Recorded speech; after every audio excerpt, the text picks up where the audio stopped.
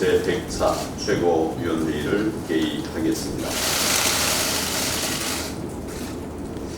어제 일본의 경제 보복 관련 긴급대책회의를 열어서 경제계와 전문가들의 의견을 청취하고 대책을 논의한 바가 있습니다.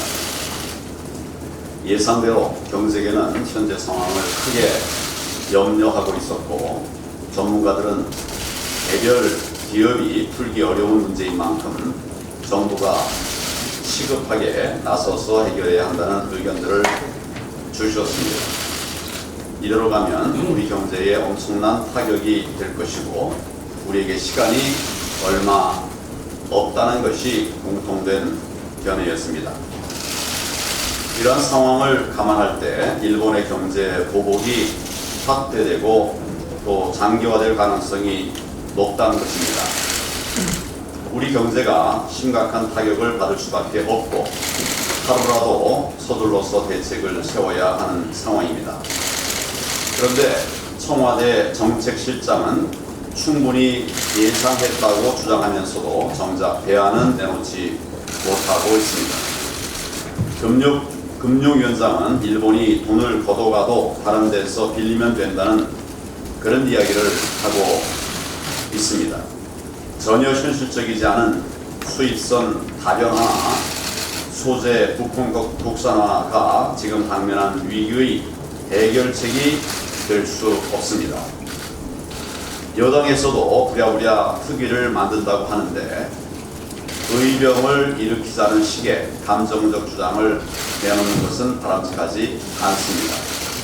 과연 이 시점에서 국민들의 반일 감정을 자극하는 것이 국익에 도움이 되겠나 하는 생각이 듭니다. 그나마 지금이라도 청와대 정책실장과 경제부총리가 기업 총수들을 만나서 의견을 수렴하고, 또 대통령도 모레 20대 그룹 총수들과 간담회를 가진다고 하니 좀 늦었지만 기대를 하고 있습니다. 문 대통령은 기업들의 염려와 애로사항을 잘 청취해서 문제를 풀어갈 실효적인 방안을 내놓아야 하겠습니다. 무엇보다도 이 문제가 결국 정치와 외교에서 비롯된 것인 만큼 정부 차원의 외교적 해법을 하루속히 마련해야 합니다. 우리 자유한국당은 정부가 올바른 방향의 해결책을 내놓는다면 국민과 나라를 위해서 초당적으로 협력하겠다는 말씀을 드립니다. 북한이 판문점 미북 정상회담을 앞두고 핵 관련 논의에서 한국이 빠지는 게 좋겠다는 의사를 미국 측에 전달했다고 합니다.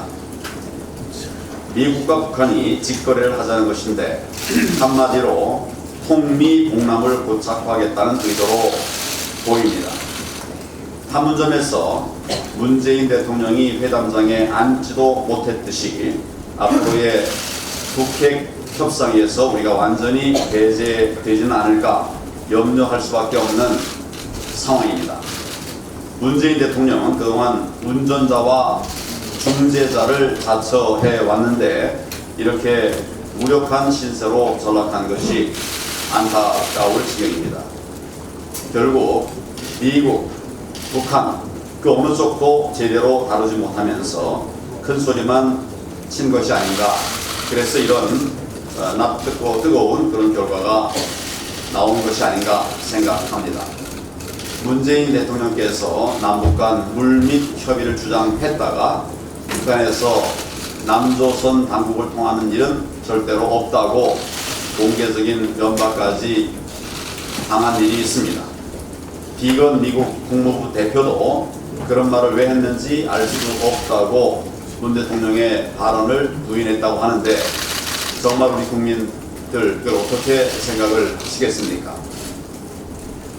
더욱 걱정이 되는 것은 지금 미국의 상황입니다. 내년 대선을 앞둔 트럼프 대통령이 ICBM 시험 중단과 핵 동결 수준에서 북핵 사태를 미봉하고 북한에 대한 제재를 풀 가능성이 제기되고 있습니다. 북핵을 머리에 이고 살아야 하는 우리 국민들의 입장에서 이런 상황을 어떻게 받아들일 수가 있겠습니까? 북한이 사실상의 핵 보유국으로 인정을 받는다면 우리는 북한의 의도대로 끌려다닐 수밖에 없게 됩니다. 미국과 북한은 자신들의 정치적 이익을 챙기고 그 비용은 우리가 감당하는 사태가 발생할 수도 있습니다. 이런 상황이 문재인 대통령이 말씀하신 적대관계 종식이고 또 평화 시대의 시작이라고 할 수 있겠습니까? 문재인 대통령은 미국과 북한의 직거래 시도에 대해서 단호하고 엄정한 태도로 대응해 나가야 할 것입니다. 완전한 북핵 폐기라고 하는 목표가 흔들리지 않도록 동맹 차원에서 미국에 요구할 것은 강력하게 요구하고 국제사회와의 북핵 공조도 계속 강화해 나가야 할 것입니다. 북한에도 우리가 나서서 경제협력을 구걸할 것이 아니라 명확한 핵 폐기 프로그램을 요구하고 당당하게 맞서야 합니다. 우리의 운명이 미국과 북한의 손에 맡겨지는 일이 없도록 문재인 대통령과 이 정권의 확고한 입장을 강력하게 촉구합니다.